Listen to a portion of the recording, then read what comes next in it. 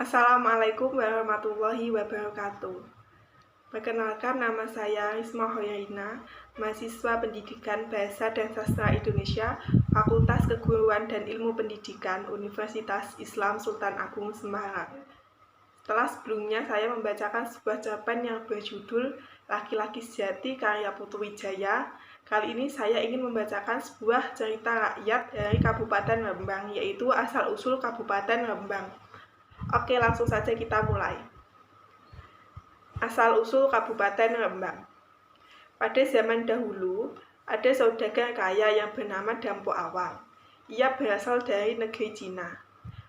Pada suatu hari, Dampo Awang memberhentikan kapalnya di Jawa bagian timur.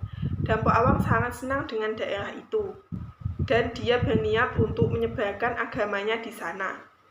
Pada suatu hari, Dampo Awang bertemu dengan Sunan Bonang, yang merupakan salah satu dari Wali Songo yang menyebarkan agama Islam di tanah Jawa. Pada pertemuan pertamanya, Dampo Awang sudah menunjukkan sikap tidak suka terhadap Sunan Bonang, karena ia takut ajarannya akan tergantikan dengan ajaran Islam. Dari kejadian itu, Dampo Awang berniat untuk mencelakakan Sunan Bonang. Dia sangat tidak suka dengan Sunan Bonang. Suatu ketika, saat Sunan Bonang ingin melaksanakan sholat asar, Dampo Awang menyuruh pengawalnya menaruh racun ke dalam kendi yang biasa diminum oleh Sunan Bonang. Ia mengira kalau Sunan Bonang akan meminum air itu, tetapi perkiraannya salah. Sunan Bonang tidak minum air yang ada di dalam kendi itu. Biasanya, ia mengaji ketika ia selesai sholat asar. Hari demi hari telah berlalu. Setiap Sunan Bonang mengumandangkan azan dan melantunkan ayat-ayat suci Al-Quran di depan rumahnya, banyak masyarakat yang kagum dengannya. Akhirnya, banyak penduduk yang masuk agama Islam. Ketika Dampo Awang mendengar kabar itu, ia sangat marah. Ia mengutus pengawalnya untuk pergi menemui Sunan Bonang. Sebenarnya, Sunan Bonang tidak mau ikut, tetapi merasa kasihan dengan pengawal Dampo Awang. Jika Sunan Bonang tidak ikut dengan mereka akan dihukum pancung. Akhirnya, Sunan Bonang ikut dengan pengawal Dampo Awang. Akhirnya, Sunan Bonang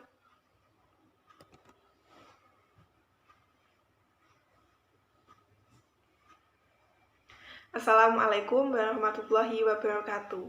Perkenalkan, nama saya Risma Hoyaina, mahasiswa Pendidikan Bahasa dan Sastra Indonesia, Fakultas Keguruan dan Ilmu Pendidikan, Universitas Islam Sultan Agung Semarang.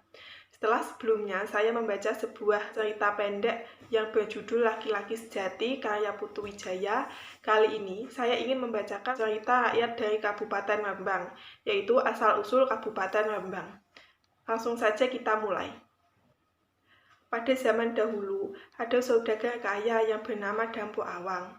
Ia berasal dari negeri Cina.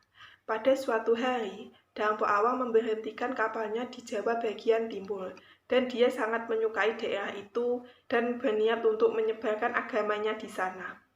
Suatu hari, Dampo Awang bertemu dengan Sunan Bonang. Ia merupakan salah satu dari Wali Songo yang mengajarkan agama Islam di tanah Jawa. Pada pertemuan pertamanya dengan Sunan Bonang, Dampo Awang sudah menunjukkan sikap yang tidak baik kepada Sunan Bonang. Ia takut ajaran yang akan diajarkannya akan tergantikan dengan ajaran Islam.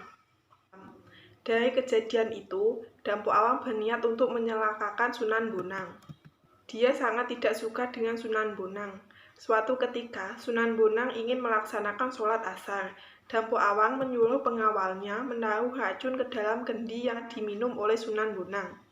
Ia mengira kalau Sunan Bonang akan minum air itu, tetapi perkiraannya salah. Sunan Bonang tidak minum air yang ada di kendi itu. Biasanya, ia mengaji ketika selesai sholat asar.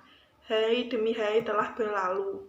Setiap Sunan Bonang mengumandangkan azan dan melantunkan ayat-ayat suci Al-Quran di depan teras rumahnya, masyarakat kagum dengannya. Akhirnya, banyak penduduk yang memeluk agama Islam. Ketika Dampo Awang mendengar kabar itu, dia sangat marah dan mengutus pengawalnya untuk menjemput Sunan Bonang.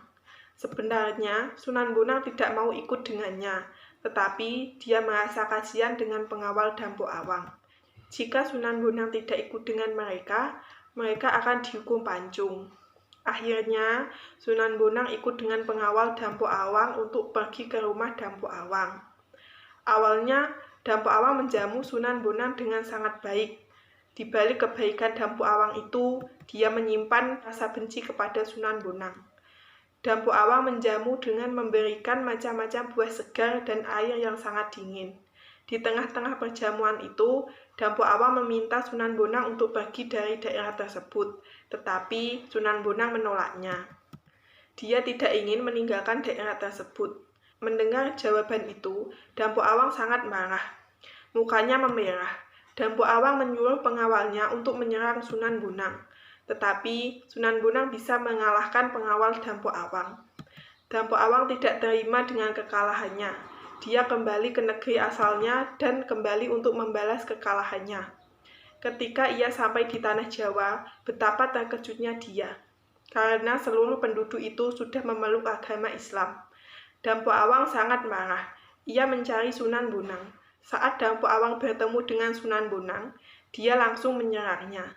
Tetapi dalam waktu singkat, Sunan Bonang bisa mengalahkan Dampo Awang beserta pengawalnya.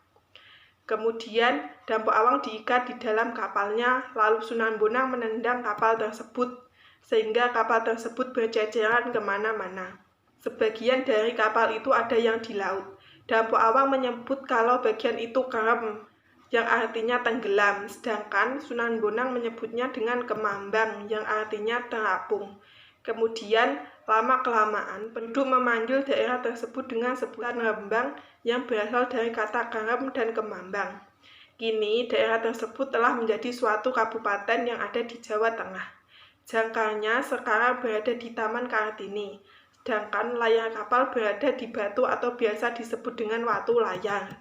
Dan kapalnya dikabarkan menjadi Gunung Bugel yang ada di Kecamatan Pancur, karena bentuknya menyerupai sebuah kapal besar dan di atas gunung ada sebuah makam. Konon di sana merupakan makam Dampo Awang. Sekian cerita dari saya. Wassalamualaikum warahmatullahi wabarakatuh.